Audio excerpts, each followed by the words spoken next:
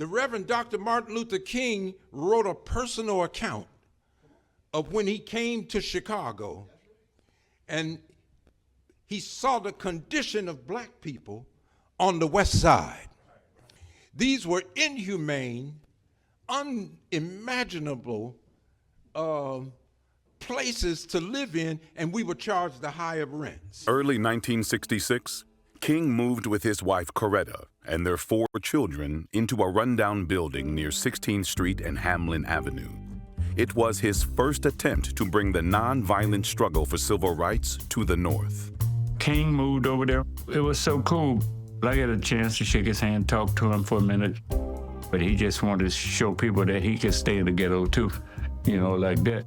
He preached at the nearby Stone Temple Baptist Church. There were thousands of people there, including those who were standing outside just waiting to hear and see him. And I could see in my mind the excitement that people had about seeing somebody here with the status of Dr. King that they had heard about from Atlanta, they had heard about from the South, but now he was here in the North. And he befriended local merchants. My dad would always talk about how Dr. King would come in the store and buy newspapers. Then Dr. King would travel down 16th Street. He would go to Miss Collins' barbecue. He would go to Mr. Wood's pool hall. He even sat down with the leaders of a powerful local street gang, the Vice Lords, hoping to enlist them in his peaceful campaign to break the stranglehold of segregation. I became the youngest chief of the Vice Lord Nation at 13 years old. The Vice Lord had a program called Tenants' Rights Action Group, where they were challenging slum laws that were illegally evicting blacks out their apartments. And so the Kings met with the street gangs. The Vice Lords, they knew where he was. King is here. It's okay, so they watched him. Ain't nothing gonna happen to you. You in the neighborhood. We take care of this. King chose an apartment on the top floor of the dilapidated building to highlight the terrible housing conditions blacks endured on the West Side. The door didn't fully close, so people were coming in and urinating in the stairwell. The bathroom was leaky and rusted. But King wanted to dismantle something even harder to see: Chicago's racist real estate practices. Black people were routinely denied mortgages. Many mortgages had language barring blacks from owning homes in white communities. They were forced to buy at inflated prices in contracts designed to leave them no equity if they missed a payment. Many black families lost everything. What they are oftentimes faced with is white mobs who are throwing rocks through their windows, who are attacking their property, who are threatening their lives. The big picture of rioting in the city of Chicago is of white folks rioting against black people trying to live their lives. If there is any doubt in anybody's mind concerning whether we have a movement here in Chicago, you ought to be in this church tonight. Oh, I've been hit so many times, I'm immune to it. How do you feel about this reception, sir? Well, this is a terrible thing. I've been in many demonstrations all across the South, but I can say that I have never seen, even in Mississippi and Alabama, mobs as hostile and as hate-filled as I've seen here in Chicago. But the march will go on anyway? Oh, very definitely. We can't stop the march. We've been going on in a few minutes. You feel you're in a close society, Dr. King, here in the southwest side of Chicago? Oh, yes. It's definitely a closed society, and we're going to make it an open society. Line up a little bit. And we feel that we have to do it this way in order to bring the evil out into the open, so that this community will be forced to deal. When Dr. King called for black people to feel a sense of dignity and self-respect, it's hard to do that if you haven't accepted yourself. And it's hard to accept yourself if your whole existence has been, you've been rejected by everybody. Everybody that came to the Honorable Minister-Louis-Farrakhan have not accepted themselves. And when you suffer from a poor self-concept, it's hard for you to work in unity. All you do is sow seeds of dissension. and everything. You know, somebody could say you don't mean any harm. Well, it does harm. That's why, but the mosque don't try to, it's not designed. Muhammad's temples are tempered with mercy. So it doesn't try to destroy you, even though you try to destroy us. But it's a spiritual disease, but this is the Center for Disease Control. We ain't gonna let you act out on it, but we're not gonna try to destroy you. Are you following what I'm saying? They tried to kill the Honorable Elijah Muhammad. Now ask yourself, where's the rationale in that? He didn't put a gun to you, but you want to put a gun to him. He's telling you not to carry a gun. What you doing with one in the first place? And how could you be angry with him and he hasn't taken anything from you? He's teaching you about the man that took everything from you, even your dignity and self-respect. And the Honorable Elijah Muhammad is slowly building that back. They told him he'd never be able to do it.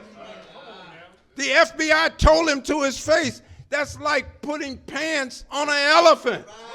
He said, I got one leg in already. Come on, somebody.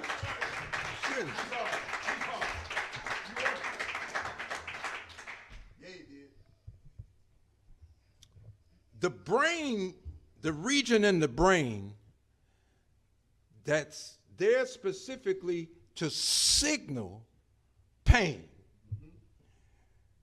So if you're stuck in the leg with a knife, that's the region of the brain that will signal to you pain and injury. They said this same signal is what happens to us in rejection.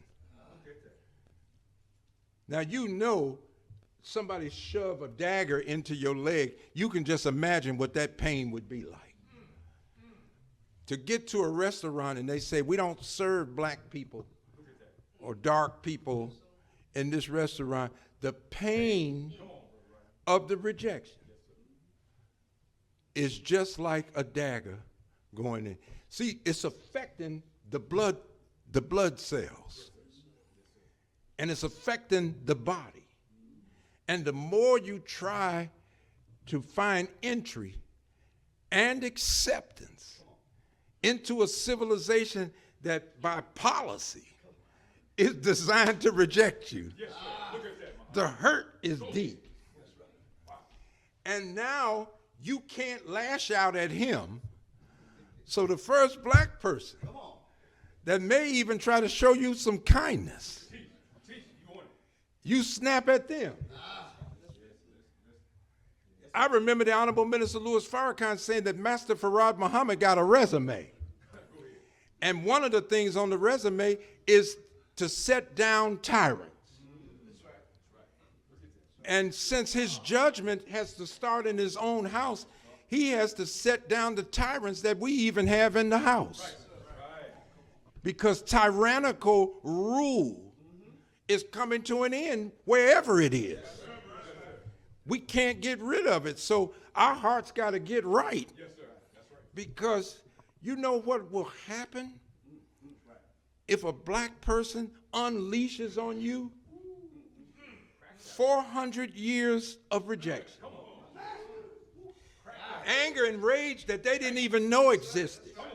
They thought they was mad, but once they unleash, and once they get started on you, see, we really don't understand the forces, social and historical, that are featured in the genetic makeup of us. Even though he said we're not going to teach them their history, we're going to hide it and everything. Your history is in your genes. You're going to give birth to somebody in your family line that's going to be the exact same. They look exactly like somebody generations ago, because we forget about the generations that have preceded us, but our history is written in the genes. In the genes is the past tense, the present tense, and the future perfect tense, because you can give birth to one that will keep your family line going. Come on, somebody. You can't stop the original man. Our book is the universe. God already wrote in it You can't even go and corrupt it. Teach hard, big brother. Teach hard. Go ahead. Keep it flowing, brother. Come on. Look at here. When the signal to note physical pain comes, rejection increases anger. Rejection increases anxiety. Anxiety is not the thing happening. Anxiety is you anticipating the thing happening.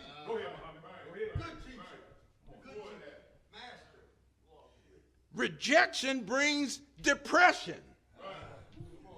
Depression is depressed anger.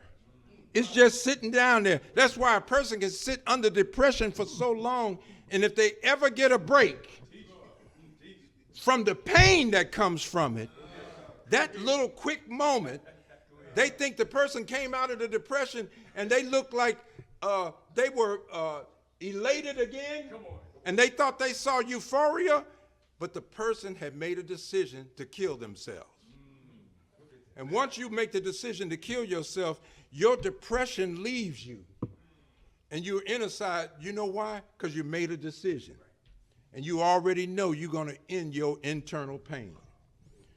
I never forget doing group therapy one time I worked in psychiatry for 13 years.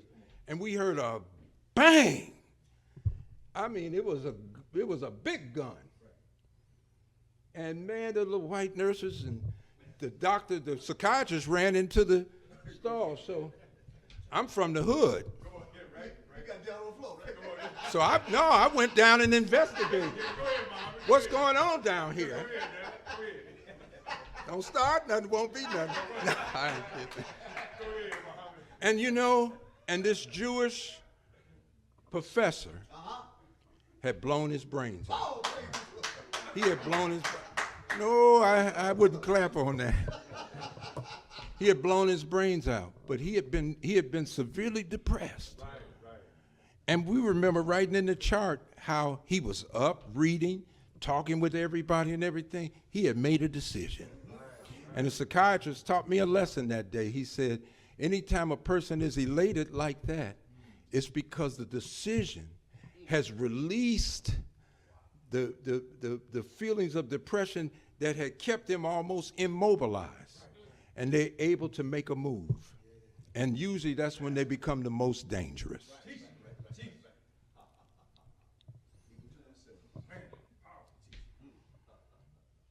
Yeah. Rejection brings